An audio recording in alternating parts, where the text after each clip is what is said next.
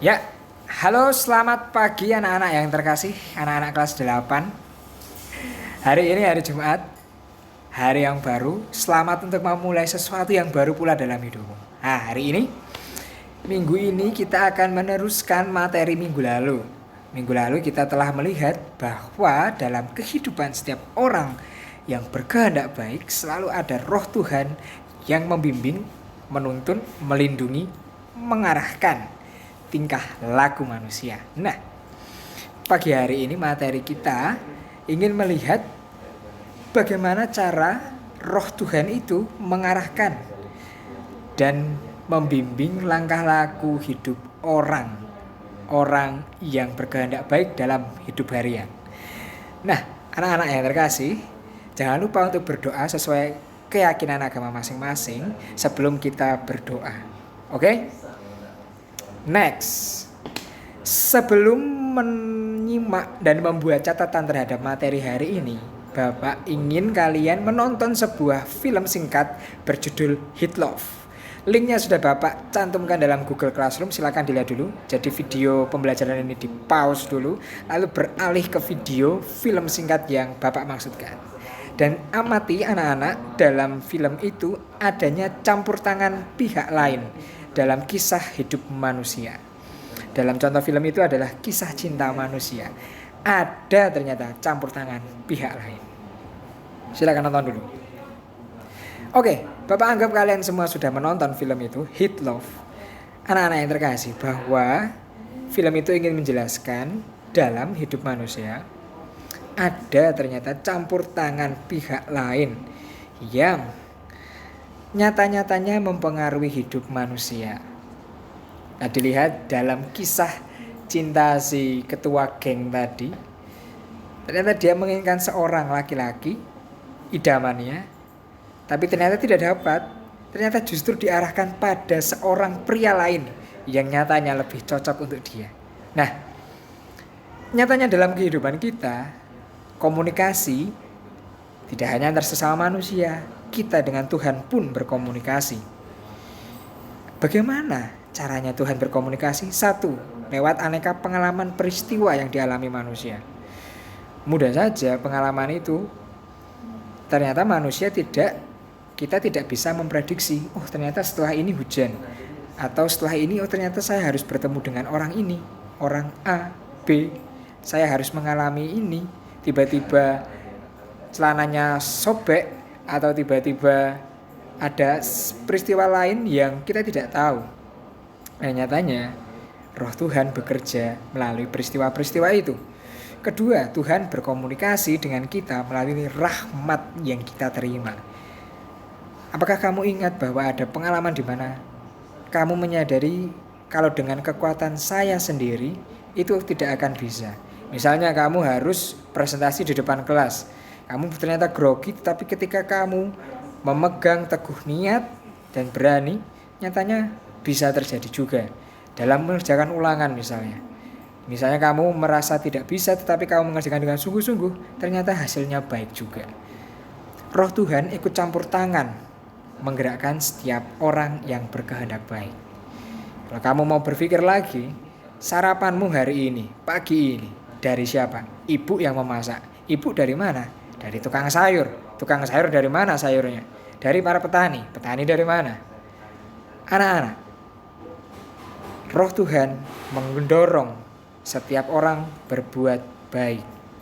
Dan nyatanya, kebaikan itulah yang menjamin hidup di dunia ini. Karena ada banyak orang yang berbuat kebaikan, kita masih menerima kebaikan.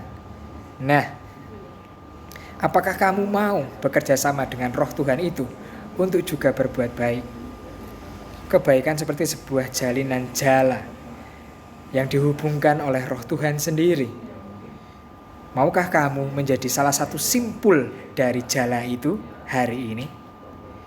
Bekerja sama dengan roh Tuhan itu seperti apa sih, Pak?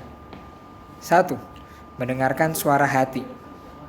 Kalau bertanya kepada Bapak, suara hati itu apa? Ialah bisikan dari hati nuranimu. Suara hati yang tidak lain tidak bukan itu roh Tuhan sendiri, ingin mengatakan apa yang baik dan menghindarkanmu pada perbuatan yang jahat. Latihlah untuk mendengar suara yang baik. Misalnya kamu tidak bisa pelajaran dan kamu terdorong untuk mencontek atau meminjam catatan orang lain kemudian difoto tinggal dikirimkan. Pasti ada dalam sudut kecil hatimu berkata, jangan, nanti kamu dimarahin orang tua atau dimarahin guru. Dengarkanlah suara hati itu. Bekerja sama dengan Roh Tuhan, kedua dengan menjawab dengan iman. Misalnya ada pengalaman tidak mudah, kamu dihina temanmu misalnya, dan kamu marah. Apakah kamu juga akan membalas dendam dan membenci orang itu? Anak-anak, iman itu apa? Iman adalah jawaban manusia atas kasih Tuhan. Kasih Tuhan itu kamu terima dalam hidupmu. Maka jawaban yang penuh iman adalah jawaban yang juga penuh kasih. Ketika kamu diberi kasih, apakah kamu akan membalas dengan air tuba? Ketika kamu sudah diberi hidup, apakah kamu juga mau melakukan perbuatan-perbuatan yang bukan kasih? Iman itu berarti setia pada perbuatan kasih. Walaupun hidupmu kadang tidak selamanya baik, tetapi orang setia, yakinlah dalam hidupnya akan penuh dengan kebaikan. Oke, bekerja sama dengan suara Tuhan itu ya, 2 itu mohon dicatat. Dan materi selanjutnya, ini anak-anak, kalian sudah tahu sendiri bahwa untuk berbuat baik selalu ada godaannya. Bapak hanya mendaftar 4 godaan yang umumnya terjadi dan kamu alami. 1, mencari kesempurnaan nilai tertinggi. Seolah-olah kita harus baik terus. Dengan cara yang tidak baik, hati-hati, godaan. Godaan kedua, dorongan untuk berbuat dengan mengharapkan pamrih, tidak tulus, fake gitu ya, palsu. Ketiga, godaan untuk senang memikirkan jasa-jasa sendiri, agar cenderung ingin dihargai. Kita semua kadang mengalami itu. Maka untuk menghindarinya, dengarkan suara hatimu. Godaan keempat, godaan untuk membuat alasan, alibi. Tidak bisa mengirim tugas, Pak, HP-nya dipakai orang tua, HP-nya begitu kan. Tidak bisa mengerjakan soal ulangan, tidak mendapatkan nilai yang baik karena tidak bisa belajar. Karena apa, HP-nya dipakai untuk bekerja dan lain sebagainya. Membuat alibi cenderung berarti kurang berusaha.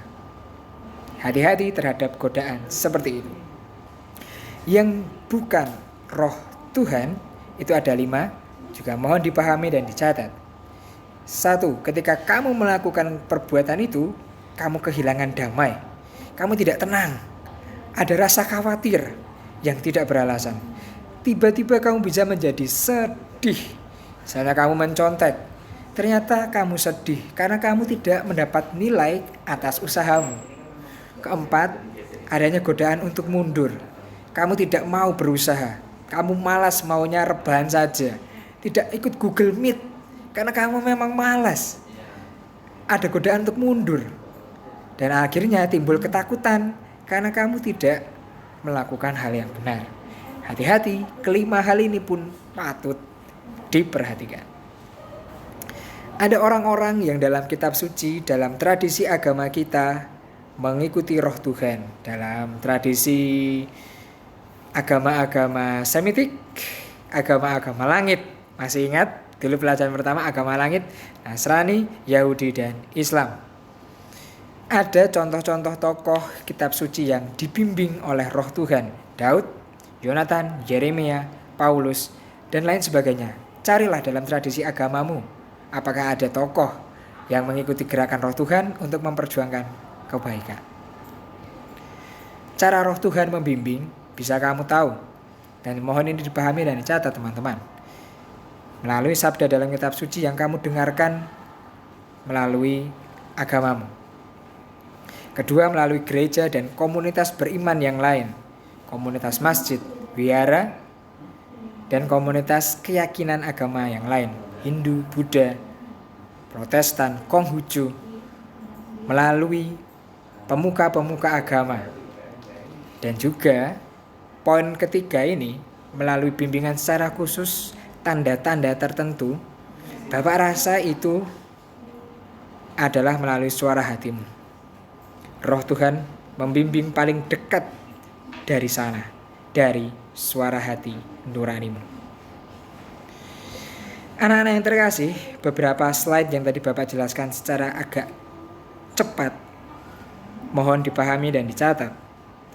Setelah kalian menonton film tadi, tontonlah sekali lagi dan temukan dalam film itu bagaimana dua orang bisa jatuh cinta, dan temukan campur tangan Tuhan dalam peristiwa hidup harian.